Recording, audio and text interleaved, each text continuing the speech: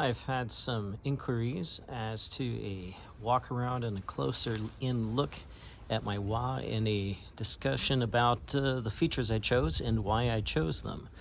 So let's have a look. Let's start with the wheels. I don't have the wheel covers on yet. That'll happen soon. I have chosen the lightweight rims with the black anodized 90 millimeter drum brakes. I don't really need 90 millimeters here in the Netherlands because it's flat.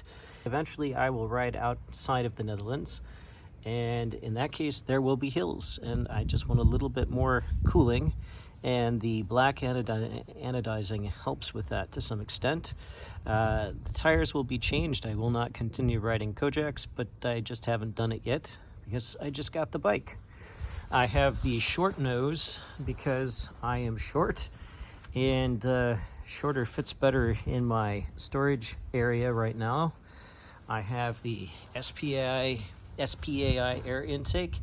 I don't know how much air is really coming in through there, especially with the headlights mounted there, but it's a good place to mount the headlights. And it's an IQX on the bottom and a Scio Premium on top. You can see there's blinkers on either side. Let's have a look in the interior next. First, I really like the hinge system on the hood.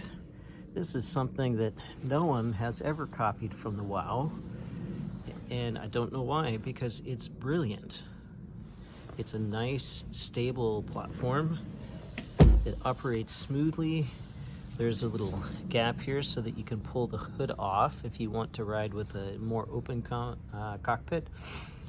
The mirrors with cones are easily viewed in that location. I had someone a while back that wondered about that, and yes, it does work very well. I don't have the race hood on yet.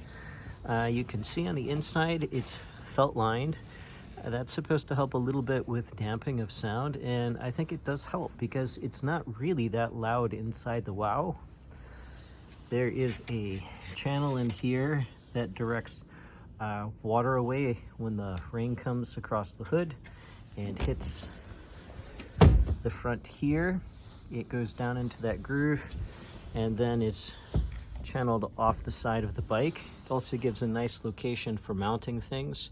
For instance, a person could mount a couple of little LEDs so that you could tell when the blinker is on, although the blinker has a beeper. Speaking of which, let's have a look at the electrical. There's an electrical panel up here with 3 switches. A very nicely done panel that fits well.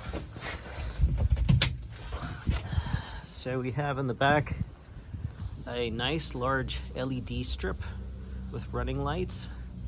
Good visibility of it. The top of that is a brake light. And then we have some blinkers, of course. This rear blinker is visible from many angles, and there's also blinkers in the front and on the mirrors.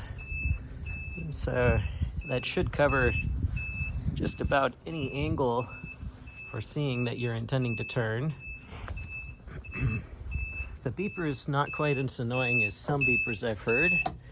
There's also a switch here that'll turn on the bottom light up here in the front if you want to ride with both lights on, for instance at night. And then horn, of course. The front switch, I believe, turns on flashing mode, which is unfortunately illegal here in the Netherlands. And then the middle light turns off the running lights. And then the last switch here at the top is just the main power switch. The seat has an adjustment rail up here in the front. You can change the height. There's 3 positions down in here, and then you can move it forward or back on that other rail. There's 2 bolts on there so that it's got lots of stability in the front, and then it can be flipped forward. And then the back here is adjustable in the angle and how forward and back it is. And these foam pads are great for damping the ride, especially since I don't have rear suspension. But I'm going to actually remove those and put some stiffer pads in for a little better power transfer. It's good thick material that they're using, so it's not going to get bent out of the way or anything. The storage space, I have to do a video about that to see just how much space there is, because there's a lot of opinion that there's not much storage space, but you do have storage on either side of the wheel well. And because the chain line is entirely enclosed, you can pack way up into the head bump without being afraid that something's going to fall down into the chain. And I've had coats eaten by the chain when they've fallen down before, so this is something I'm actually quite happy about. The only place the chain is exposed is just right up there in the front under the seat, and there's not likely much that's going to get into that area anyway. I might just, for fun, 3D print a cover for that area. You can also see you have good access to the bolts from the steering rods if they need to be removed, and it's pretty easy to get to the idler. It screws into this metal piece. I know this from when I built a WAW out of wood many years ago. The battery is mounted here on the side, easy to take out in a nice little holding pouch. I was a little worried about the tank steering because in the WAW I built, my seating location wasn't good relative to where the levers are. However, I found that it actually feels very ergonomic, so I might actually change my opinion on tank steering during the course of owning this WAW. The finish quality inside is really nice. Everything just looks so nice and clean. It fits really well. Even the seams are nice and smooth. I'm really impressed by that. It's also quite a bit lighter than I was expecting, especially back in the tail, because I don't have suspension, and I'll show you the rear end here. There's an electrical connector that's screwed on so that it's completely isolated from the elements. The tail is very, very thin, so it's something that you do want to be kind of careful with when you set it aside. There is a guard that prevents stuff from getting onto the drivetrain as much as possible, and based on the riding I've done so far, it still looks pretty clean.